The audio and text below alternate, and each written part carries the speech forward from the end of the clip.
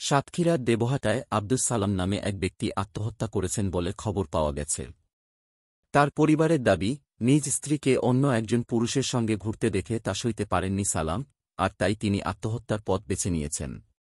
শুক্রবার দুপুরে উপজেলার কুলিয়া ইউনিয়নের বোহেরা মাঝের পাড়া গ্রামে ঘটনাটি ঘটে। দেবহাটা থানার ওসি শেখ মাহমুদ হোসেন বিষয়টি নিশ্চিত করেছেন। জানা যায়, নিহতের সঙ্গে ১০ বছর আগে পুষ্পকাটি, কলখালি গ্রামের আহাদ গাজীর কন্যার বিবাহ হয়। তাদের পরিবারে ৮ বছরের একটি পুত্র সন্তান রয়েছে। নিহতের বাবা আব্দুল মজিদ গাজী জানান, তার ছেলের স্ত্রীর সঙ্গে একই গ্রামের মিলন নামে আরেকজন ব্যক্তির পরকীয়া সম্পর্ক গড়ে ওঠে। এই সূত্র ধরে মিলন বিভিন্ন সময় গোপনে আসা যাওয়া করতেন। এমনকি একাধিকবার বাড়িতে তাদেরকে হাতে নাতে ধরা হয়।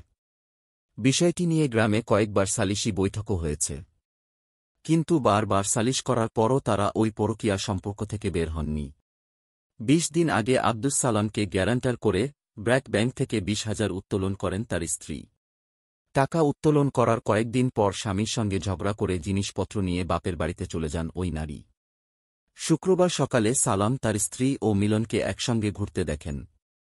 হয়তো এ কষ্ট সহ্য না করতে পেরেই বাড়িতে ফিরে আরার সঙ্গে গলায় গামছা পেঁচিয়ে আত্মহত্যা করেন সালাম। প্রথমে নিহতের ভাবি নাসিমা খাতুন সালামকে ঝুলন্ত অবস্থায় দেখতে পান।